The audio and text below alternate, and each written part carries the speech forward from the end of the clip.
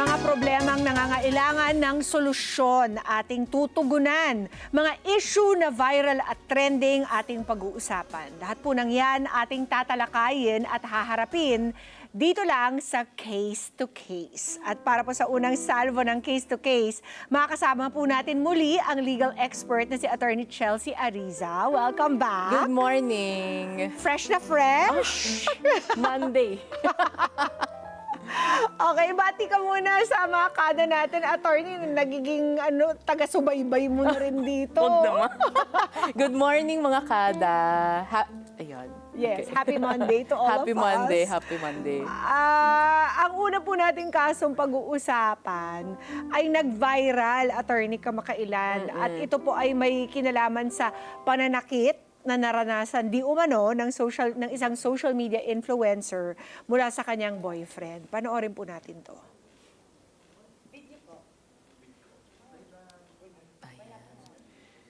Yan yun.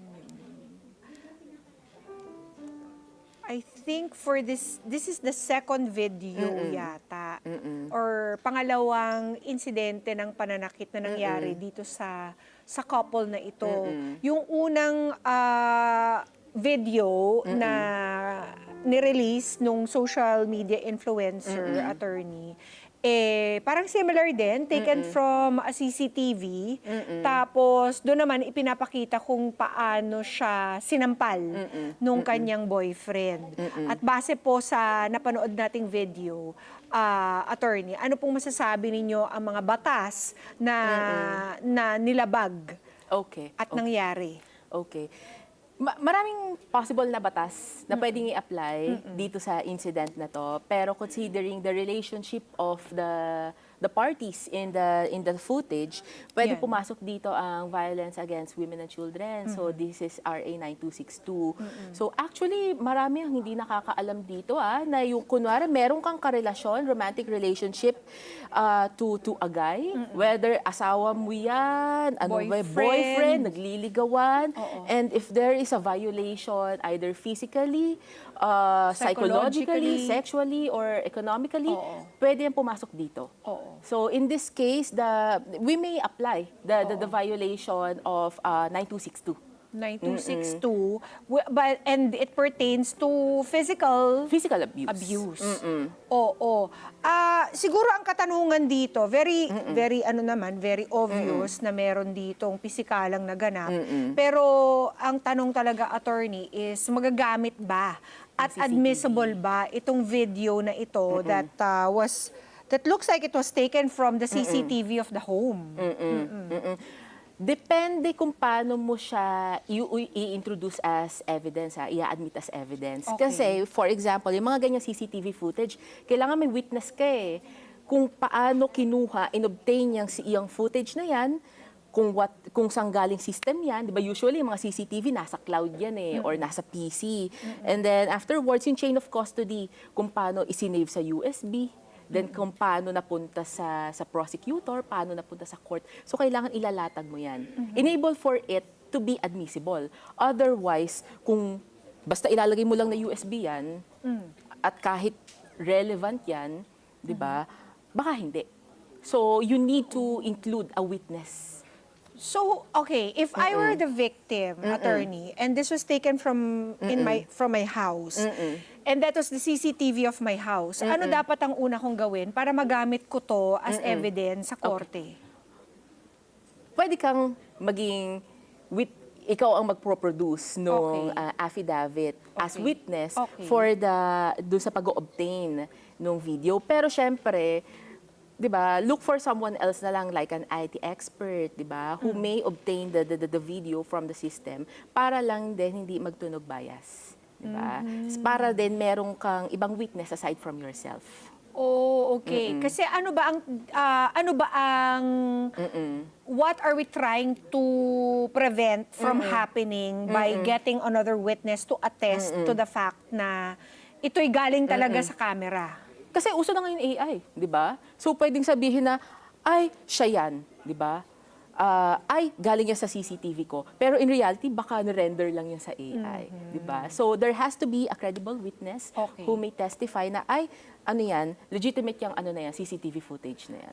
Okay. So si IT guy will actually attest to the fact na ito ay hindi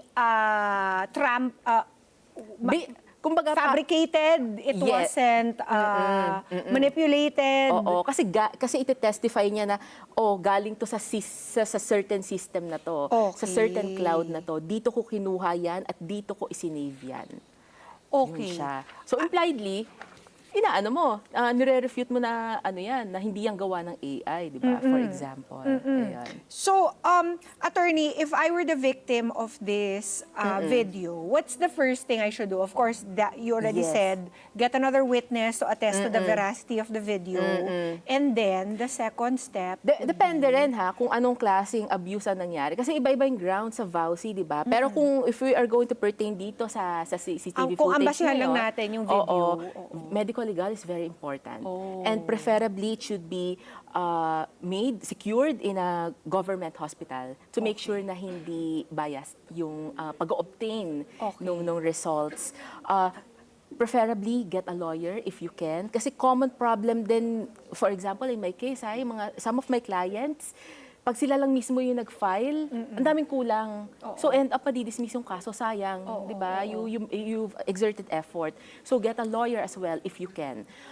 Aside from that, if you have witnesses, aside from doon sa kung sino man yung mag-o-obtain ng CCTV, baka merong kapitbahay, nakakita doon sa bintana, nakita kang binubugbog, you try to tap them. And if possible, if they can provide a testimony. Okay. Pero it doesn't mean na yung testimony mo as the complainant walang weight. Okay. VAUSI is a public offense. So binibigyan ng weight ng korte kung ano yung sinasabi ng biktima. Kasi hindi yan magsusumbong kung hindi yan nangyari, di ba? Correct. Meron pa bang ibang pwedeng ikaso dun sa boyfriend ng influencer na nananakit sa kanya, di umano? Okay, sige, bigyan ko muna ng context. Minsan kasi nagiging problema sa VAUSI, hindi na-establish yung romantic relationship kasi very important niya. Kung wala kayong relasyon, may papasok ang VAUSI. Okay, so dito napapasok yung mga physical injury, pwede mong gamitin yon as another option kung hindi mo ma-establish na mag-boyfriend-girlfriend kayo, di ba? Kasi, And diba, how can you establish that? Siguro mga posts or pictures? Yes, happy anniversary, flowers As a for matter of you. fact, I think this happened right after their first anniversary. Di ba? So, lalo na kung kayo, influencers kayo, very public yung relationship nyo. Correct. Di ba? Mas madali pag mag-asawa kasi may marriage certificate. Correct. Diba? Kung VAUSI po ang pagbabasihan na batas, meron po bang piyansa dito? Yes. Okay. So, pero discretion ng korte kung magkano ang ipapataw na Set na piyansa. bail, oo. Kasi depende din sa gravity nung nangyari. Meron kasing iba talagang malala yung injury, merong iba pwedeng humantong sa homicide, Attempted. Oo, 'di ba? So it's a case to case, depende sa injury. Ayun. Pero dapat talaga, if you sustained any injuries, Go to the hospital right away. mapa-medical legal ito. Ano po ang parusa kapag found guilty? Kulong. Yes. And depende siya sa injury din na obtain the gravity of the case. Pero mag-a-apply kasi dito kung ano yung penalty din na ina-apply sa revised penal code. So pwede siyang umabot up to 12 years. Kung may namatay, pwedeng ipataw kung ano yung penalty for homicide and murder. So kung ano yung equivalent na penalty na yun ang ipapataw ng court. Pero alam naman natin, attorney, medyo matagal pang hihintayin natin bago mangyari yan. Tapos meron pa mga apila. Yes. So in the meantime, how can the supposed victim protect herself? Yes. Diba? Kasi, Tapos may bail pa. So baka mamaya bago resolution yung case, mabalikan nako, Mabalikan siya wood. nito. Oo. So good thing with VAUSI, there are protection orders na pwedeng i-avail nung victim. So Na right away. Right away. Okay. Pwede siya pumunta ng barangay to secure a barangay protection order. Pag umakyat na ng court, pwede siyang magpa-TPO, temporary protection order. Pag nagkaroon na ng hearing at si court nakita, pwede ka dito sa permanent protection order until i-lift. So pwede din yon. Kasi yung the first two, may mga lang yan durations lang yan. So baka ang mangyari, afterwards, puntahan ka na sa bahay. So avail, kung magfa-file ka ng kaso, avail the PPO, the permanent protection order, once umakyat na sa korte.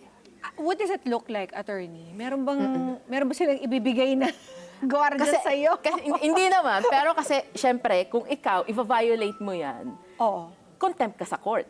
Okay. Pwede kang patawan ng penalty ng court. Di ba? Okay. Which would spell what? For the... Pwedeng imprisonment. Oo, agad-agad. Dahil violate mo yung protection order na grinant ng court doon sa victim.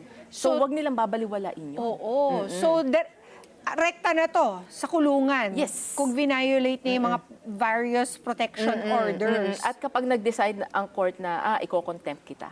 Oo. Ayun siya. Nakadetain na siya doon for the Yes. duration of the trial. Yes. For the VAUSI violation. Kaya wag Okay. kukulit-kulit kung alam mong medyo alanganin ka na. Ayun. Oo, kaya kailangan natin i-respect tong mga protection orders na ito. In the case naman, attorney, of the accused, ano kaya pwede niya maging depensa dito para maunahan na siya nung accuser? Depende galing nga sana ng abogado niya doon. Kasi kung kunwari may footage na ganyan, hindi pwede yung mga defenses na na hindi ko sinasadya, ganon. Usually Or can he say that this is a violation of my privacy? Not necessarily because depende rin kung sino ang owner of the household. Okay. And at the same time, kung saan na-obtain yung CCTV footage. Di ba?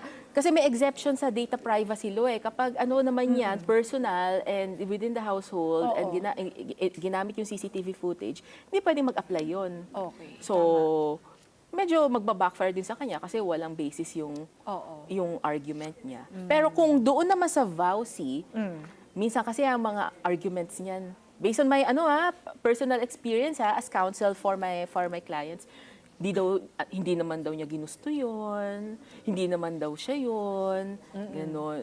Pasakit yan sa pamilya, yung babae niya walang itinutulong sa bahay. That's a real case scenario, sinasagot doon sa counter affidavit minsan. Ganon? Ganon yung mga denials? At saka... Malakas daw mag-Shopee. meron but is that relevant? They may put it, pero syempre at the end of the day, it is the fiscal and the court who will decide. Baka for economic abuse. We don't know. Pero kung sa physical abuse, we don't know, di ba? Bahala siya kung ano gusto niya ilagay. Okay, base po kasi sa kwento ng influencer, nag-agawan di umano sila ng kanyang boyfriend sa cellphone nito dahil ayaw nitong ibigay sa kanya. Violation din po ba na may tuturing na pilit kunin ng cellphone na pag-aari ng isang tao na labag sa kanyang kalooban? You can't hand in your own phone to someone just because they are demanding to see it. Ito kasi yan At the end of the day, everybody has the right to file a case. If the guy wants to counterfile grave coercion, grave threat, or whatsoever, no one is preventing him. Pero syempre, he may expect na mas magagalit yung babae. So, of course. Yeah, di ba? Kasi nagkakaroon ng gantihan. Oo. At saka, hindi rin natin alam, baka today, galit si girl, tapos kapag nag-sorry si guy, baka patawarin.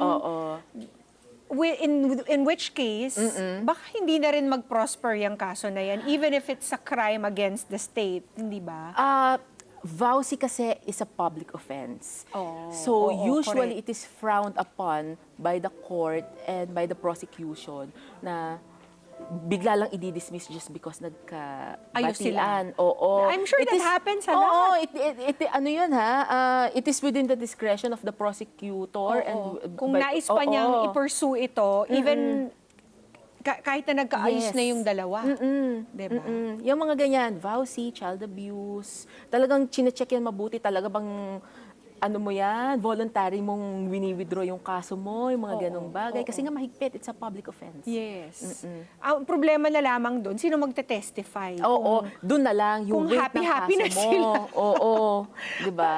I'm sure it's very complex, di ba? It's Because you complex. have emotions tied up with with your accused. Yes. With the person you're accusing, Yes. di ba? Napakahirap. And actually, it's a common problem with Oo. vowsy cases Oo. na I have a client, talagang ilang beses ko pa kinausap bago siya nag-pursue in filing a case. I Yeah. think mga less than 10 meetings. Oo. Kasi nga, she's afraid of her life afterwards, Yes. paano siya susuportahan, Oo. diba? Paano yung anak nila, Oo. mga ganung bagay. Pero, attorney, ano ang maibibigay mong advice sa ating mga kada when it relates to Incidents like violence against them by the people who are supposed to be loving them in the first place? Okay. Kasi ang batas nandiyan yan. Violated yan if it happened, di ba? And there are remedies. Pero kailangan magkaroon ka ng lakas na loob to pursue it eh. So, seek emotional support first and foremost, di Okay. ba? Yes. Look for a friend, look for a family member na palalakasin ng loob mo doon sa desisyon na gagawin mo sa pagpa-file ng kaso. Yes. And then afterwards, you secure yung mga necessary evidence. Kasi it's very easy for me to say na secure the evidence. Pero kung wala kang lakas na loob na Correct. gawin yun, Oo. it will not prosper, it will not proceed. And it will come, di ba? Yes. Panghihinaan ka pag nag-sorry na yan or promise you that Yes. they'll never do it again. Yes, that's why, di ba, you need to have a support system to help you out. Para mag-proceed yan. Diba? Yes. And then after that, you see your lawyer. Yes. And then you go to your hospital. Hospital. Oo, 'di ba? Secure screenshots, kung meron man, CCTV footage, bago burahin. Correct. Yung mga ganung bagay. Oo. At sino po yung otoridad na dapat natin hingan din ng tulong? Ang police? DSWD ba? Not so much. Police, Barangay? barangay for the BPO, hospital for the medical legal. Dito kasi minsan natatagalan. Correct. Yun. So, minsan pwede rin magkaroon ng psychological assessment. Kasi pwede rin ipasok mo dito yung psychological abuse. Kasi nga, na-stress out ka because of the incident, di ba? Yes. So, you may also go to an expert who may help you out on that. So, yung mga ganung bagay. Yan siya. And of course, attorney, pag kinailangan nila ng help, Hopefully please- not. Hopefully not. That's our goal. But attorney is here if you do need legal consultations and advice. Saan nga ba po? So, Please remind. visit our website, carizalaw.com or our Facebook page, Carizalaw. Ayan. Thank you very much, Attorney Chelsea, as always. And have a Thank you, great thank you. week ahead. Mga kadang pananakit po sa kahit sino, lalo na po sa mga kababaihan, ay hindi lang po simpleng paglabag sa batas. Ito po ay malinaw na paglapastangan at kawalan ng respeto sa kanilang karapatang pantao. Kaya sa oras na ito po ay mangyari sa atin, huwag po maging tahimik at walang kibo, agad manindigan at karapatan ay ipaglaban. Hanggang sa susunod po na kaso dito sa Case to Case. Let's get together. Sunday 25. Sunday 25.